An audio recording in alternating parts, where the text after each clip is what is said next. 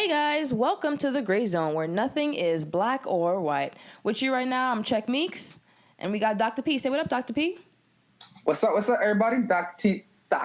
P in the building. Today we'll be discussing political correctness, the good, the bad, the great, and the ugly.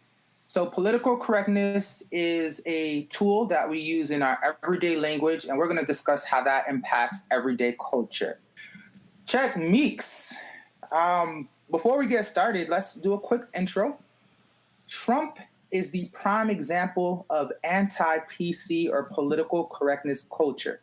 He says whatever he pleases, tweets whatever he wants. He said vulgar things such as grab women by the pum-pum. He's referred to the North Korean dictator Kim Jong-un as Little Rocket Man. And he's even called developing countries of color, or with populations of color, as shithole countries. Trump seemingly gives no fucks, excuse my language, about political correctness culture. Techniques, define PC culture for us. So we gonna bring y'all way back, right? to when pretty much the origins of political correctness. Political correctness comes out of actually Stalin's reign, where pretty much if you said something that was not in line with the party's ideals, then you'd be axed. And so that is where the whole idea of political correctness came from. Since then, it has morphed into something different, especially in the United States. Political correctness is a tool that was used by a lot of these civil rights groups, amongst other marginalized populations, really as a way to have a voice against those people who were in power, so that those people who are in power or who may not be a part of that marginalized group will have a better understanding of the different circumstances that they go through and the different issues that they experience.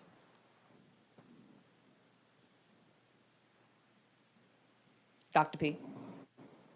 Awesome. So the political correctness definition I have is from Urban Dictionary, keeping up to par with last week. We're going to do our best to take another definition, because different dictionaries have different terms, and it's helpful to understand how others may view it, right? So Urban Dictionary says political correctness is most well known as an institutional excuse for the harassment and exclusion of people with differing political views.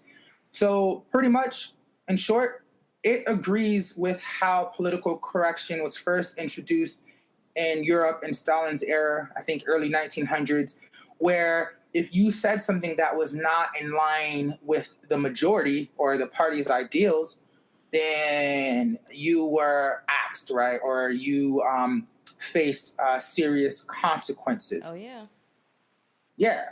In America, we like to pride ourselves on free speech. This is what our country was founded on constitutionally. Yet, how does the notion of political correctness, how does that stifle free speech? And does it? We gonna bring it back. You know, they call me Check Meeks for a reason, right? I gotta come with the information. So first, before I even answer that question, let's actually read what the First Amendment says. It says, Congress shall make no law respecting an establishment of religion or prohibiting the free exercise thereof or abridging the freedom of speech or of the press or the right of the people peacefully to assemble and to petition the government for a redress of grievances, right? So that's what the First Amendment says that freedom of speech is, right? I don't think that political correctness or politically correct speech actually is against or in opposition of free speech, right? Because in that amendment, it doesn't say anything about calling a woman a bitch, using the N-word, or any sort of hateful speech or anything like that. So I don't think it's in opposition. I think that you are being aware, i.e. politically correct, of the different contexts of people's backgrounds and cultures. I don't think that that's going to stop you from saying what you want to say. You can still express your views by pretty much still having tact, if that makes sense. What do you think? Gotcha. So what you're saying is that certain terms and certain words probably are not best to be used because they lack tact, and that may make your language or what you have to say not peaceful, right? And then the second, or the American Constitution says, something about it being what you have to say, free speech in a peaceful manner. So I think, I think the answer depends. It's twofold. I think it has to do with why do we find certain language peaceful? Something about like how we may interpret words differently, and we'll get to that later. But it seems like, people, advocates of free speech who see political correctness in conflict with free speech, they just want to have the ability to say whatever they have to say without a filter. And those who are extreme fans of political correctness, they don't want to see that. And it's like, for me, it's like, is there a middle ground? Is there not a middle ground? People who don't abide by PC culture are often under a lot of scrutiny. Often their speech is described as hate speech. And Check Meeks, speaking of that, you mentioned the word tact. So we then ask the question, why do we need to have political correctness or tact when speaking? So, and to answer your question, it's really important, especially in the arena that you're in, right? So if I'm making like a public speech or something like that, if I want to have people to, I guess, rally behind me for a unifying cause, right? I'm going to want to use politically correct speech. I am going to want to be tactful because I want to be as inclusive as I possibly can. In the political arena, there definitely is a benefit to being PC, right? The other thing is, too, it goes back to what I was saying before. If you are cognizant of or if you are woke, period, right? If you're woke and you having a conversation with somebody who is out of a different background, different gender, or genderless or whatever, right? If you have some sort of minute understanding of what that person is going through or the different issues that person has, you're going to talk to them in a way to kind of be sensitive to what they're going through. You're not going to censor yourself, right? But you're going to talk to them in a way where you're going to be sensitive. The thing is, it's like if you are having a conversation with somebody and all of a sudden they come out all rah, rah, rah, this, rah, rah, that, right? You can't get anywhere because you came out all guns blazing and that person is automatically going to shut off. You have limited your ability to have a conversation with this person. So I do think that we need it. Okay. So I don't think we need it, as in I don't think it's necessary. I do think it's helpful, kind of what you talked about, situations that require care, new people and situations, events that call for formal language, weddings, funerals, etc. And even then, sometimes that depends, right? For example, Trump is not one for political correctness. I don't think he cares to have someone who is at his funeral, when that day comes, right? I'm not wishing harm on anyone, but just using that as an example. And in thinking about it, it's like, also people between different regions, they have different phrases and words that may have different interpretations.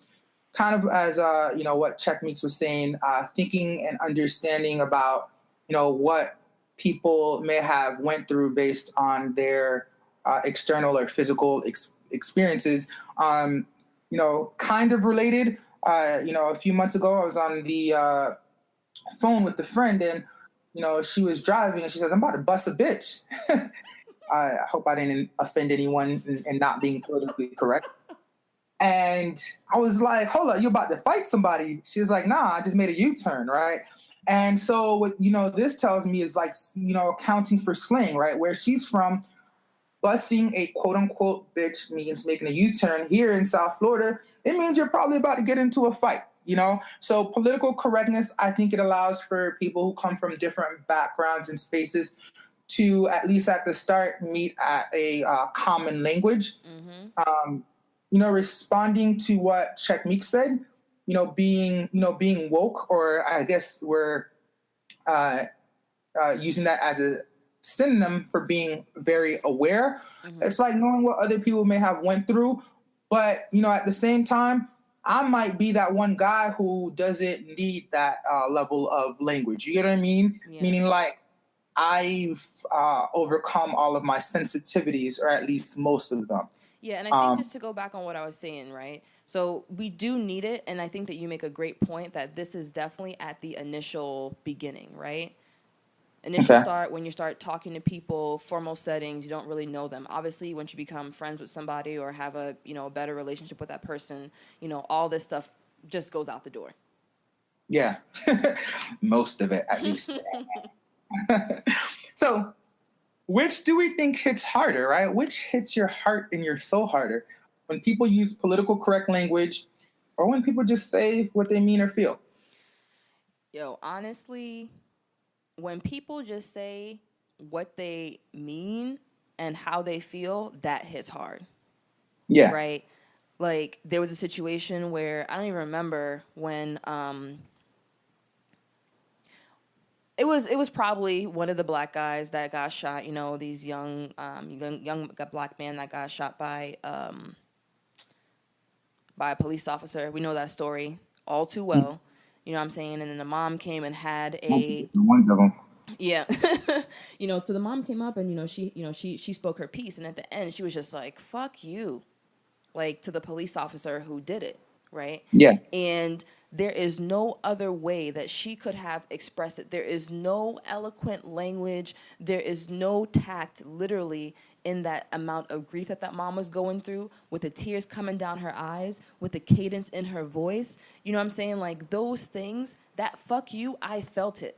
You know what I'm saying? And yeah, you don't want to, say have any profanities or anything like that on the national news, but that pulled on my heartstrings. I felt for that lady, and there was no other way that you would have been able to communicate that besides those two words that she used.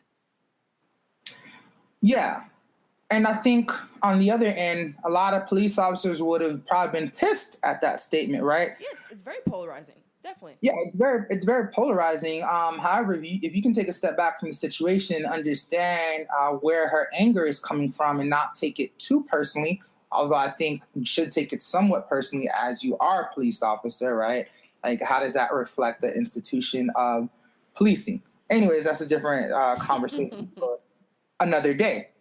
But yeah, and on the one hand, you have people who see political correctness as a way to kind of avoid the discussion and be like, well, though this person of color was shot at the hands of a police officer, not all police officers do this, right? You know what I mean? Mm-hmm. And it completely sideswipes the issue of police brutality. Mm-hmm. And so I think, sometimes political correct language, it just kind of, sweeps an issue under the rug, and sometimes it's best to just come out and say what you mean, say how you feel. It might be a generalization. It might be a broad generalization. Trump has, we've mentioned him a couple times. He's very great at doing this, but sometimes I do think you have to stir the pot. And so then the question becomes, at what point is too much political correctness a bad thing?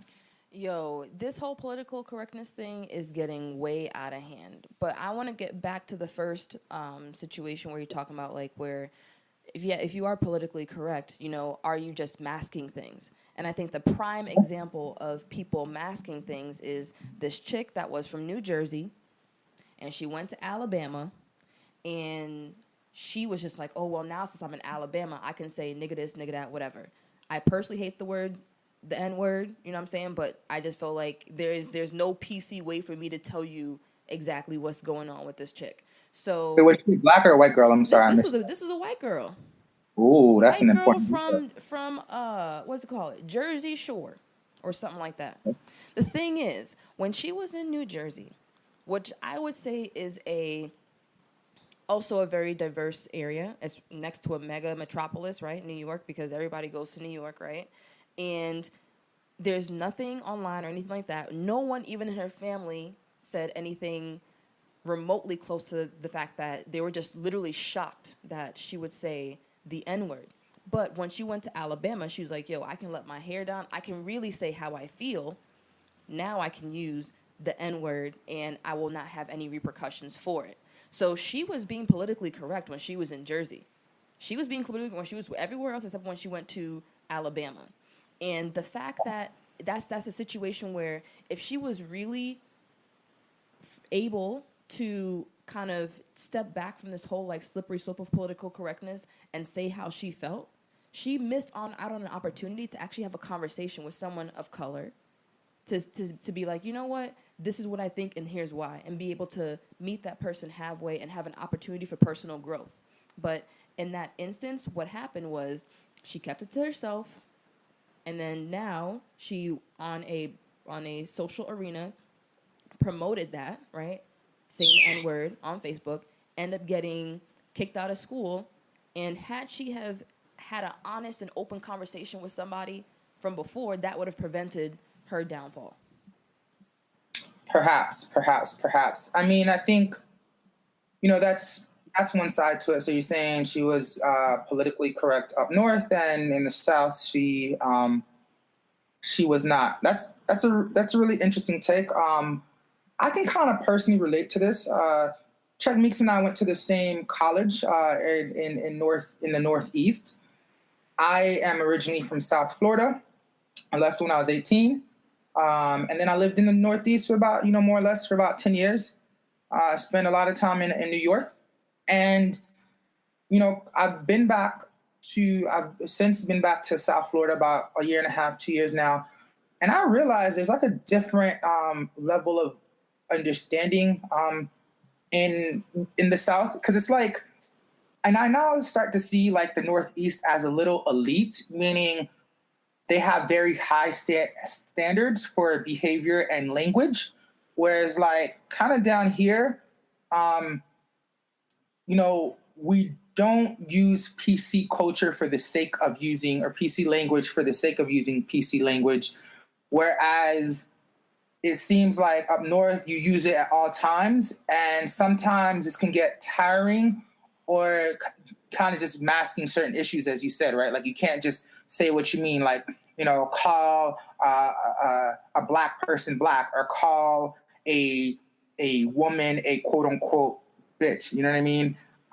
What's your take on that? And I think part of that has to do with how we interpret those words. One example is I was in New Orleans a couple months back, and I heard a white woman talking to a white man, and then I don't remember what kind of person she was referring to, but she was like, that person was behaving like such a bitch.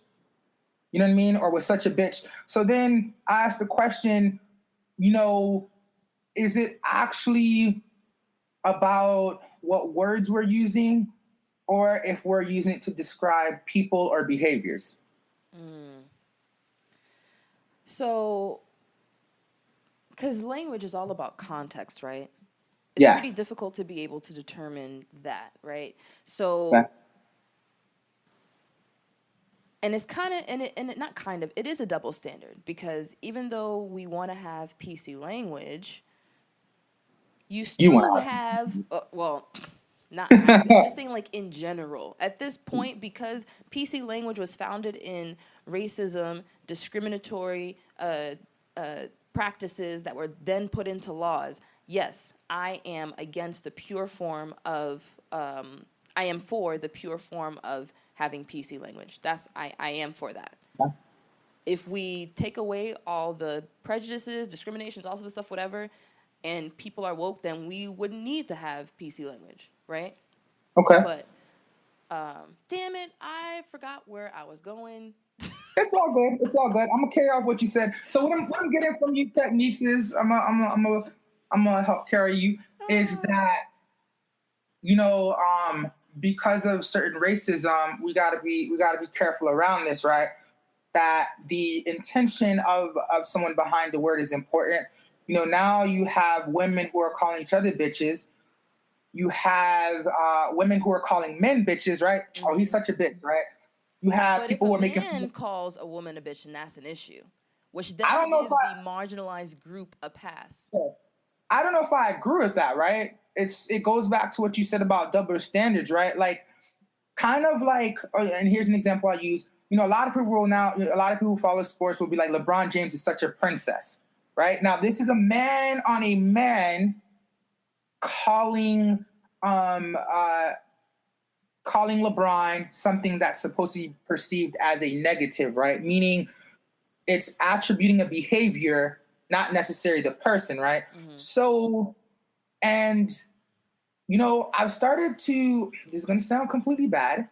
I've befriended a few women who think the Me Too movement, which is very important in getting at the issues of sexual harassment, especially as it's marginalized women historically, but that it's doing too much, and that anytime someone tries to use language that may put the woman in fault, as in like, oh well, like she didn't stand up for herself, or she's being such a princess, she's being what you call it, that what's the word that people like to use, it's victim blaming, right? You know what I mean? And so because now we can't even begin to have a conversation of what is it that women who are in these positions, what is it that they could be doing better, right? It's not to necessarily victim blame, but it's to say, you can't even begin to have that conversation. What could they be doing better? And in some instances, right, sometimes it is a setup, right? But that's the problem. You can't say what the woman can be doing better. You can be like, what can both people be doing better? Right? Sure. And so when I say that, it's like I'm zooming in on one person right now. I agree. What can both people be doing better? Yes, but in that, the perpetrator then we then say, what can the man be doing better? What can the woman be doing better, right? And so, and even when a lot of people have said this to women as well, that some of these cases, we're getting a little off topic, but hopefully we'll connect it back to the bigger picture. That some of these cases, you can't begin to have a real conversation and to say that some of these cases and allegations are women who are now just taking advantage of the current climate of putting allegations against men, very serious issues. And, sometimes I think PC culture does not allow for actual conversation. I know a lot of people don't use Trump as a credible source. Trump said, do we not respect due diligence? Comedian Dave Chappelle also said that you have women who are like who are trying to like cash back on the mistakes that they made. And this is not the focus on the Me Too movement, but it's to say that sometimes in being overly PC, we sweep other issues under the rug. Okay, so interesting. That is going to have to be another conversation that we're going to have. But I agree that anytime you have any sort of movement, whether it be a Me Too movement or anything like that, there are always going to be those people who are going to be extremists, right? And then it becomes a slippery slope where you have to be extra careful with what you do, with what you say, because they have taken it too far from the original idea or concept that was supposed to be held in, which comes out of like literally pure intentions of helping a particular marginalized group, right? So when we bring it back to PC culture, yes, it's supposed to help marginalized groups, but then now you have things such as Mount Holyoke. They canceled their annual production of the Vagina Monologues because they said it didn't include women without vaginas. You see what I'm saying? Or gotcha. Now you have situations where crippled is a bad word, and then we turn it to handicap, and then we turn it to disabled, and now it's differently able. You see what I'm saying? Like, you're just keep switching things because people get pissed off about because they don't feel necessarily included, Yeah. right? So I don't agree that you should have this slippery slope and then, you know what I'm saying? Like, PC has its place. It's a very Yeah. important tool. If you take that too far, then instead of actually trying to unite people, it's actually dividing people because now people Yeah. feel like they can't have these conversations to like get to really understand the other person. You see what I'm saying? Yeah. And uh, I went to school with a lot of I would consider them as extreme language users. And on Facebook, I've purposely been being a polarizing force in terms of just saying what I mean. I guess to kind of like start this conversation of like, I think there's truth to every statement. Sometimes in using broad generalizations, we don't get to the nuances. But hey, let's start talk about some of the issues. Speaking of which, we're mentioning extremists, PC language. I would say, I don't know, it seems like most Americans, or at least the majority of Americans, are kind of extremists in that way, right? Are quick to police you if you say anything that could be perceived as a negative. And just And then I'll because say something is this. perceived as negative, it doesn't necessarily mean that that's something that is politically incorrect, right? Like people are becoming way too sensitive nowadays. Yeah, that was the next question. Is political correctness enabling the sensitivities of the American people? Hell yeah, it is. Right? So, like I said, it has its place, it has its function. But then when you have this slippery slope, that's when you start coddling people. Now you have these things where people are saying, like, oh, now you're triggering me. Okay.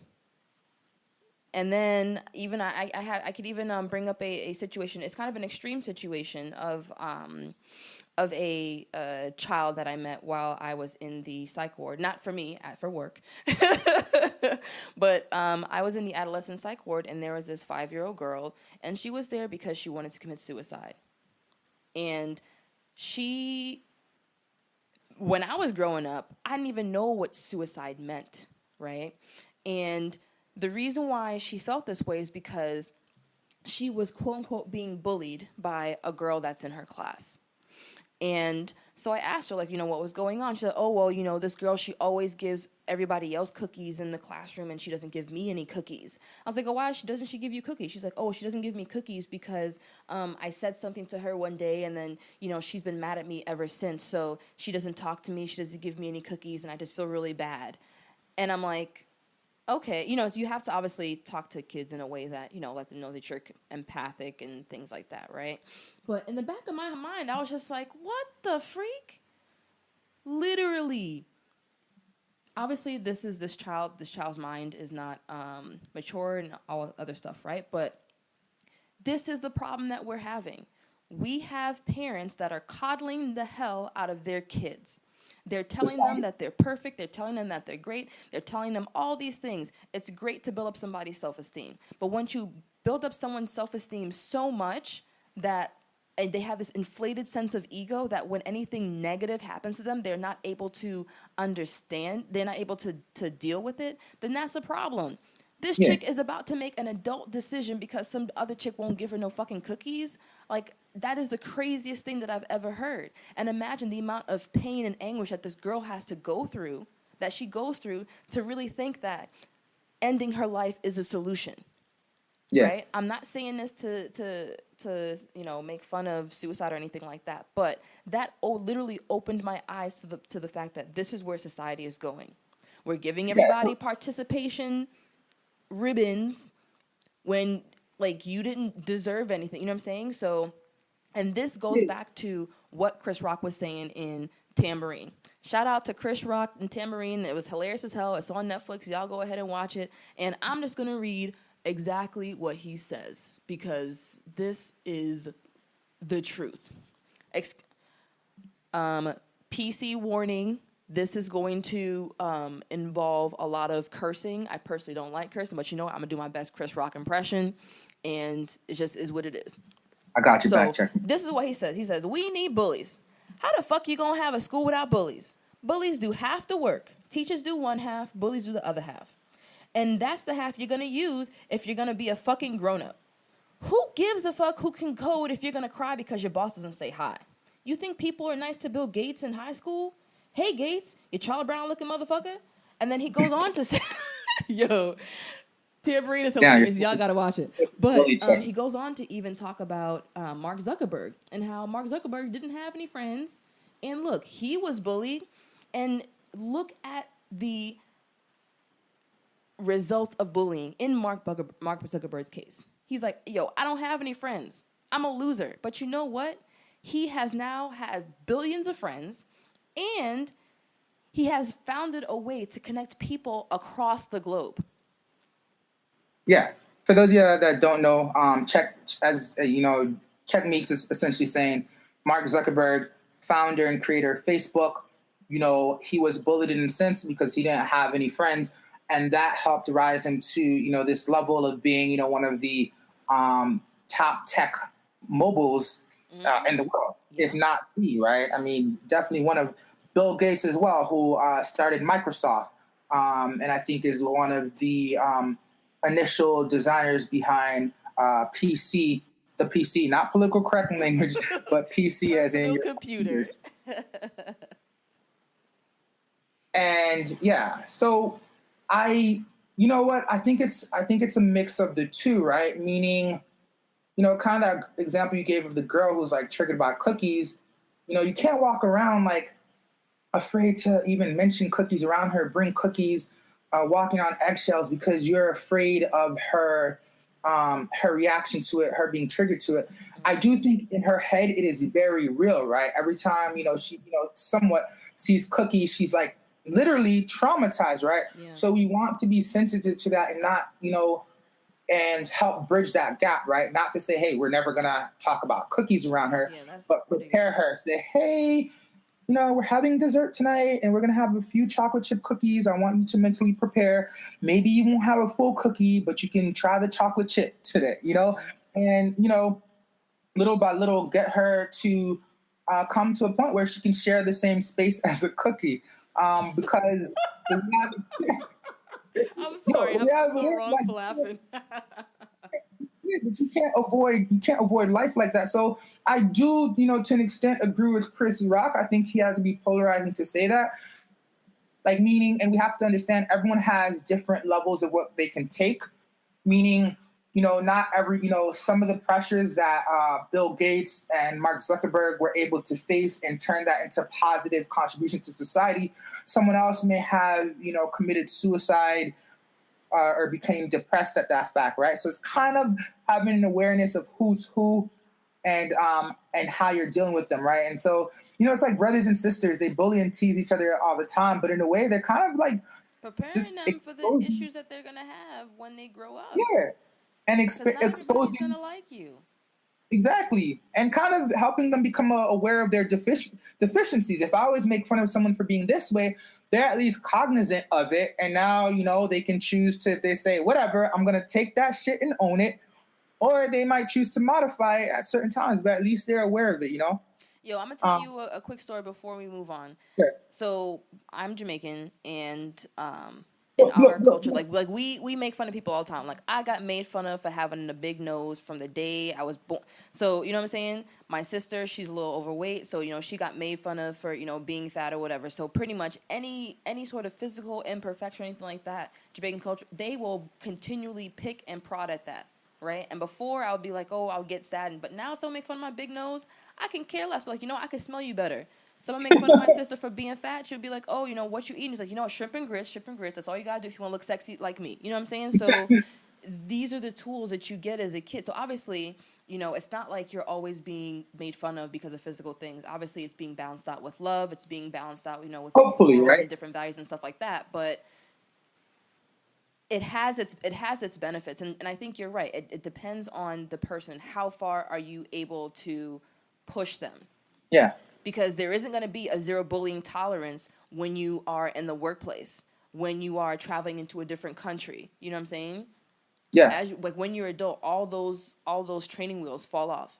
and it's going to be you against the world. How are you going to be able to manage that?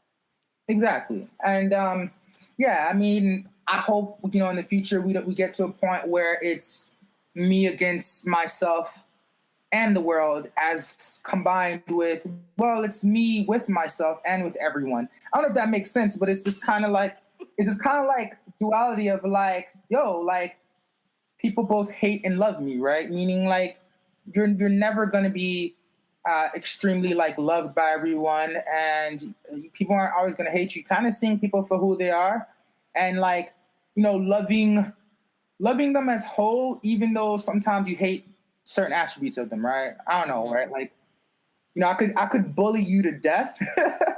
And also like love you to like heaven, if that makes any sense, right? It's all about balance. I got you. Um, So, on to the next question. Do you think that eradicating political correctness is that really going to help bring us closer together? I think so. I think there needs to be a certain education behind it.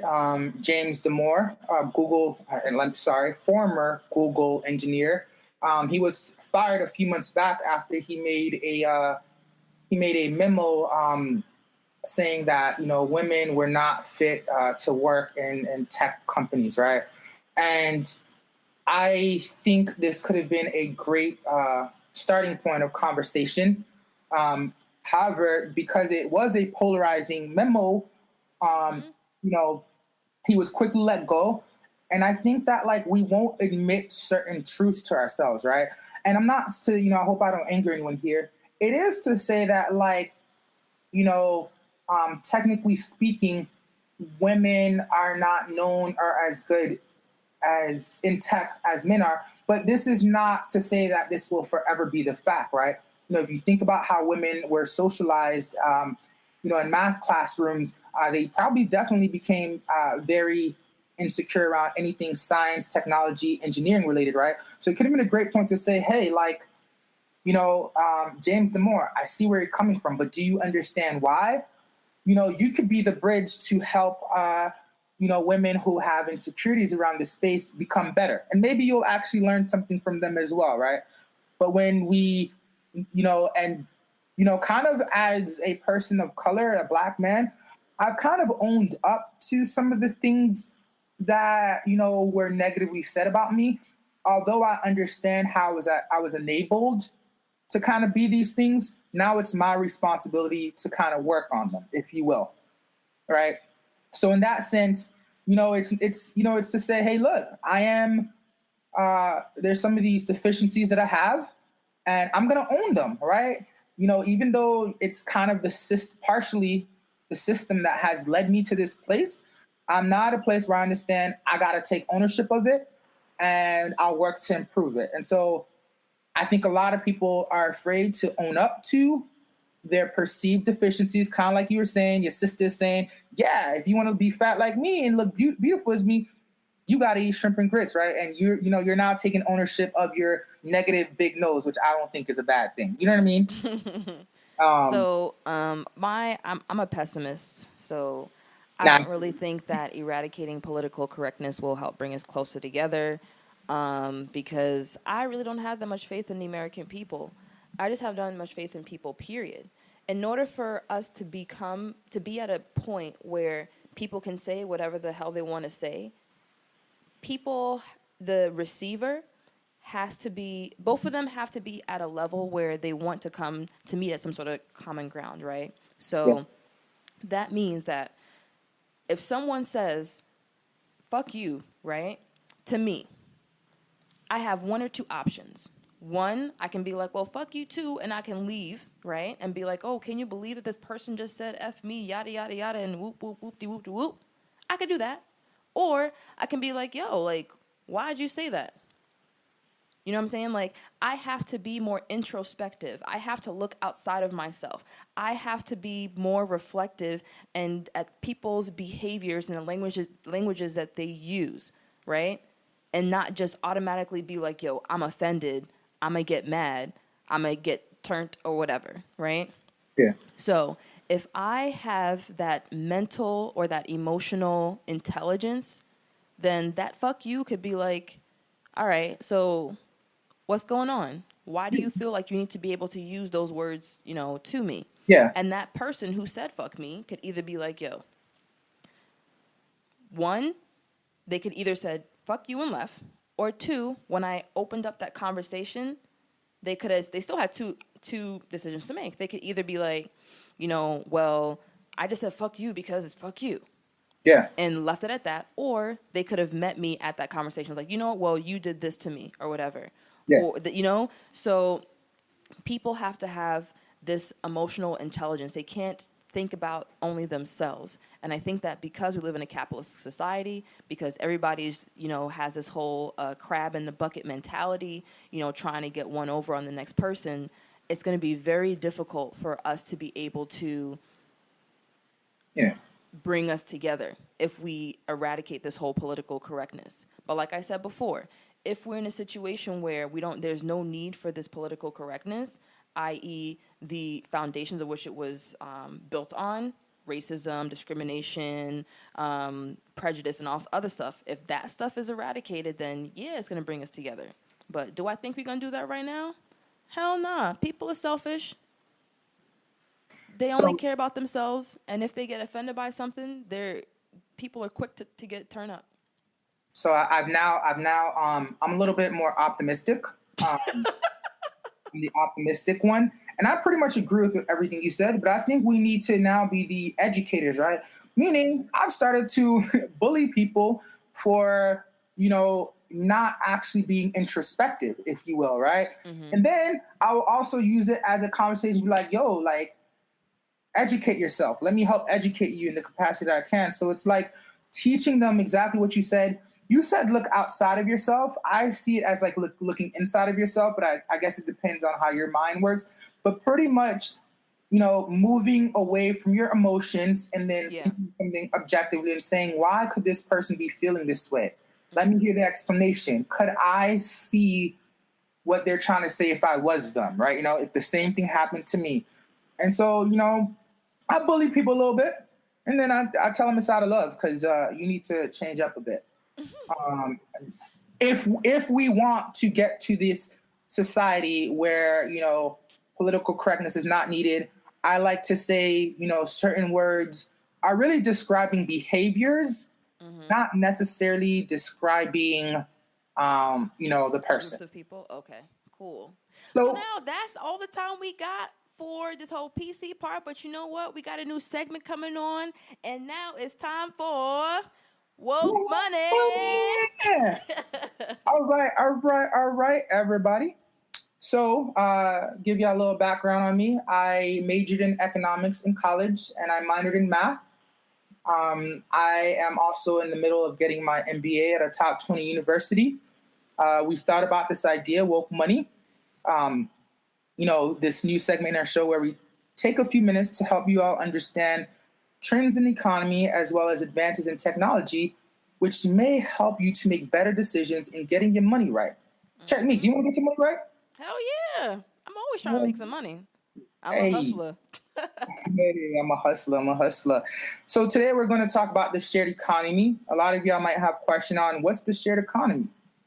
Really, it's talking about how ways we participate in the American economy, that's shifting from kind of a personal, selfish, which we were talking about earlier, to a more collective economy, learning to share resources and possessions, making it mutually beneficial for two people, right? Meaning you can share something with somebody and also get something out of it, right? It doesn't have to be trying to get on top of the other person. Companies that are doing this, Lyft, Uber, Airbnb, they use the shared economy model. Pretty much you have a sitting asset or possession that you can now earn money on it, right? For example, maybe you have a car that you use for work 5 days a week, but at night you don't use it, and during the weekend you kind of just leave it sitting there because everyone uses the family car. You could be making money on that, right? Like maybe you can sign up for Uber or Lyft and drive people around. And you don't even have to do that. There are now businesses or platforms that allow you to rent out your vehicle, to other people and they pay you, right? So it's kind of like you are a auto rental agency, right? You're like And a hood enterprise. That's what you are. A yeah, hood pretty host. much. And so pretty much you capitalize or you make money off of resources that you have that are underutilized, right? Now, reservations that some people have about this, people are not trusting of others, or they might be uncomfortable with letting others handle their properties. To help mitigate these things, many platforms, they kind of take care of these concerns. Um, they help mediate by doing background checks, verifying people. Secured platforms, meaning the safety of people is kind of protected. They help to take care of transactions, meaning you don't got to go chasing after people. Be like, hey, you borrowed my car, where my money at, right? Care of that, so you can sleep easier at night while you're also getting paid. I highly encourage it. It helps you make money while making somebody who's on the up their life easier. Mm-hmm. What's your thought on this? Any questions? Yeah. So my first question is, what if I have a hoopty? Like, can I rent out my car that way, or what's going Hoopty, on hoopty, there? hoopty. If I had a hoopty, it goes back to safety, right? That would be a a nice thing, but hoopties are not necessarily the safest thing. So Uber, Lyft, and other car sharing platforms, and even do not allow you to you have to meet certain requirements or standards. Otherwise, it could be a liability for them, meaning a risk, or it could endanger the lives of others. So probably not. I would suggest though that that hoopty and that amount of time you spending on gas, and whatever, maybe it's better off that you salvage it, meaning sell it for what it's worth, and go and borrow somebody's nicer car, right? Maybe you'll get further with that, right? Maybe you'll have more fuel efficiency, you'll go longer miles, you'll be able to pick up that pretty girl on a date, and you'll be like, yeah, you know what? I'm just kind of on the up now, but I get to ride these nice cars. Hey, um, All right, hold on. So my next question I have for you is this, right? So say if I got like a regular job, right? Do I have like I'm not trying to have the IRS be on my back. Like, can I get paid under the table? Do I have to report it? You know what I'm saying? Like, I'm not trying to have my taxes be yeah. more complicated than it needs to be. So how is that gonna work? So the interesting thing is, we all, not all of us, a lot of us hate the IRS. And while these things, the shared economy is new, I think they're still trying to figure out how to handle it accordingly. But by law, you're really supposed to report all income. Damn. And so, you might be able to get away with it, but I wouldn't take it for granted. And I think there are other people who've kind of been participating in the shared economy, under the table money. But, for me, I'm like, sometimes it's a hassle. Why not just join a platform that takes care of all the little details for you? Wait, so if you join the platform, then they're the ones that report it to the IRS for you? That's a great question. I think it might work like any other job. I'm not particularly sure about all platforms, but I did drive for Uber and Lyft, and they Mm-hmm. do ask you to fill out that little tax sheet that you do for most jobs. You Okay, got you. file as an independent, whatever. So I do think, Damn, the government got you. damn, the government got you, right? But you know what? Like, it's a thing that we're now doing now. And I think you're kind of like an individual contractor, which means how that works, your taxes work differently. But we're going to wrap this up. Thank y'all for joining us on The Gray Zone. Thank y'all for listening to Woke Money. Get your money right. We tuning out. Check Meeks. Hey, thanks for listening. Dr. P. Be here next week. Same time. Yeah.